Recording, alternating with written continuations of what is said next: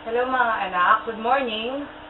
Wala akong mahanap na comb o kay suklay, kaya bahala na kayo.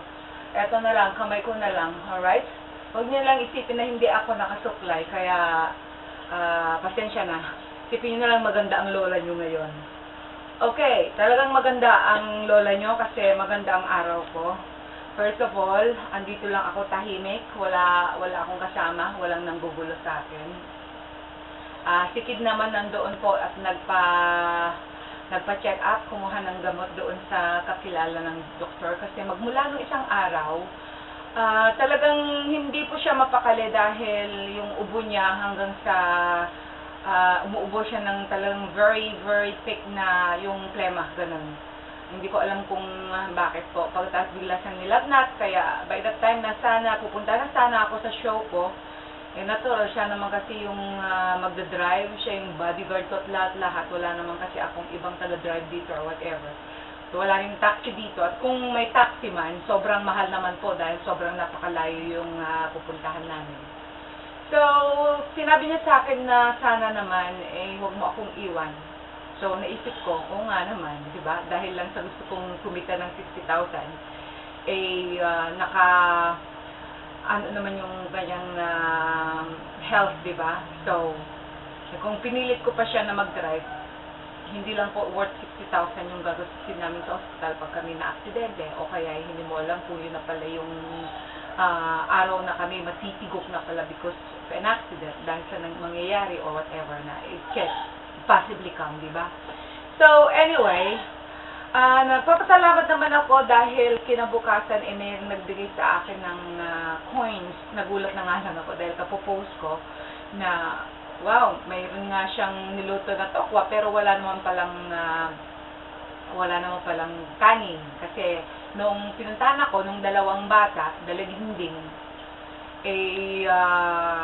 walang kanin. Kinain ko yung laing at saka yung ginatang langka na walang kanin. So, by then, sabi nila, kung gusto mami bilhan ka namin, kalahating kilo. Sabi, wag na lang. Sa inyo na yon, sa inyo na yung kalahating kilo nyo. Baka mamaya ninakaw nyo yung pera nyo, makapunta lang kayo sa akin, sabi ko. Pero in-insist sila, bili na lang daw ng Mountain Dew. Okay, so yun, nagkasalo-salo naman po kami. And after that, nakita na nila po yung video, natural, hindi na po maiwasan yung mga maraming nag-alok ng pagkain, gusto pumunta rito dahil gusto rin po nila na makasama ako. Well, andun na tayo. I am so thankful talaga. I mean, wala naman pong masama doon. At kung ano naman po yung pinost ko, wala naman pong specific na tao yung sinabihan kong gano'n. It was posted for general. Hindi ko naman sinabi na, si ganito, hindi naman Hanggang sa merong tao na sobrang sensitive, bigla na nag-react na, ikaw na ngayon nangangailangan ng pagkain, ikaw pa yung may ganang magparinig na ayaw mong pumupunta sa iyo mga tao. I mean, ganyan ba ang mahirap? Well, mga anak, kahit nga yung sobrang napakahirap na tao, I'm sure, hindi sila papayag na i-invade mo ang kanilang privacy. Lalong-lalo na kung pagkain lang pag-uusapan dito. Unless siguro magbigay kayo ng malaking pera or whatever, but that's not the case. It's more about the privacy at security ng isang tao. I mean, it's nice to be receptive, okay? It's nice to be hospitable kasi yun ang nakagawian natin, di ba? Masyadong maingay dito. Kaya i-off ko muna yung sound nito para kahit mag-message man yung mga friends ko, hindi maingay. So, I mean, we have to respect somebody else's privacy, somebody else's safety. Kaya nagpe-precaution lang naman ako kung hindi niyo po maintindihan yun, nasa inyo naman po. Ang sa akin lang naman, maraming salamat, gusto niyong tumulong, maraming salamat, gusto niyong magdala ng pagkain. But, kung i-give up ko naman po yung privacy ko kasi ako yung taong napakaraming trabaho. I mean, meron akong mga pinapublish dito na binebenta mga properties ko. That doesn't mean na kung open itong aking internet, ang aking Facebook, meaning to say naghahanap lang ako ng ka-chat. I'm sorry. That's not what I'm here for. I am doing a job here, okay? Or kung nakikipag-chat man ako, it is something na ako'y nagbibigay po ng advice sa isang taong nangangailangan ng advice ko. Because I'm also a motivational speaker, spiritual healer. Kung sino man po yung mga nagkakaroon ng mga wounded soul, mga nakailangan talaga nilang mahil ko. Okay, kung sino po yung mga merong minamahal sa buhay at nandun sa ospital at alam nila na wala talagang pag-asa, kundi miracle na lang. Ang para sa akin po, I am not here para buhayin ng isang tao, but I'm here para buhayin ang soul ng isang tao para sa ikalawang yugto ng kanyang buhay. Kasi yung first life natin, it's up to God yun eh. It's up to God to save you kung ikaw nga ay mabubuhay pa ng matagal-tagal. Pero dahil sa sinabi ng Biblia na the price of our sins ay ang kamatayan. Okay, nandun na tayo eh.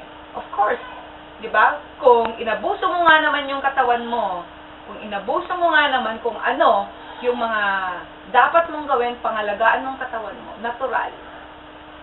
There's always a consequence one day. Hindi mo alam na kinabukasan, pagkaroon ka ng sakit. Hindi mo alam na mamaya't maya, dadaling ka sa ospital o hindi ka pa dinadala ng ospital and all of a sudden, tigok ka na. Ganun lang yun. Katulad po yung nangyari sa akin when I went to the hospital. By that time talagang namimilipit ako. And once again, it's time to thank Shamrock. Siya po yung taga-Korea po na nagpadala sa akin ng 10,000 para lang maagapan yung sakit ko. Dahil hindi ko po alam. Hindi ko alam kung meron na akong sakit sa liver o kaya sa kidney or kung ano-ano man. Kasi at that time, like sinabi ko na meron akong sepsis, yun po yung blood infection. And what a miracle, dahil pagdating ko ng hospital, bigla pong merong mama sa likod ko na nung una, talagang he was so healthy, pinapainom pa nga siya ng kanyang anak. And all of a sudden, bigla na lang naghihingalo. So, wala na akong magawa kundi kailangan lapitan ko, nandun ako sa paanan niya. I mean, in fact, hindi na dapat kailangan nandun ang mga tao that time, kahit mga kamag-anak. Hindi pwede silang nandun kasi talagang they were already giving him yung pinakalas na treatment, yung pinapam na yung heart niya. Diba? Pinapam, para ibalik na yung ano niya. Dahil at that time talagang, I know na talagang mamamatay na. Kasi yung nakikita kong kulay na ng dugo niya ay talagang nagiging olive na. Okay, talagang namutlan talaga. And I know he was going. But, what I did is, inilagay ko yung sarili ko sa kanya. Parang ipinasok ko yung espiritu ko sa kanya at ako mismo ang humingi ng tawad sa Lord na kung ano man po ang kasalanan ko o kasalanan niya. At kung sino po yung mga nagkasala sa akin o nagkasala sa kanya, inihingilin ko na lang sa Lord na, Lord, please save my soul. Or please save this guy's soul. Nagtaka lahat dahil akala nila kamag-anak ko yun. Pero, nung pinapaalis ako ng mga doktor, mga nurses, hindi ako umimik. Pero nakita nila na I was really serious with my prayers habang umiiyak, nakapikit ang mga mata ko. Hinayaan lang po nila ako.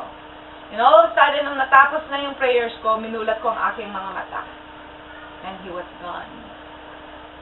Doon ko po na-release lahat ang mga pain, mga pressures, mga depression, stress na nakuha ko po. Kaya po ako nagkaroon ng sakit. So, it's all about emotions. Kaya kung sino po yung mga nangangailangan na mahil ko, dahil sa nagkaroon po sila ng depression, emotional dysfunction disorder, and everything, stress disorder, katulad po sa akin, nagkaroon po ako ng post-traumatic stress disorder dahil nga lang po sa araw-araw kong dinibdib, araw-araw ko pong inabsorb lahat yung mga panlalait o kay pangbaba sa akin ng mga bashers ko. There was no day na pag-open ko ng Facebook ko na hindi lumuluha ang aking mga mata. Inabsorb ko pa talaga yon, and I realized that hindi dapat ganun. Kung ikaw ay powerful, because with the strength of God, Spirit niya yung nakatira sa iyo. huwag mong ipasok yung espiritu ng Diablo. Because Satan will always deceive you.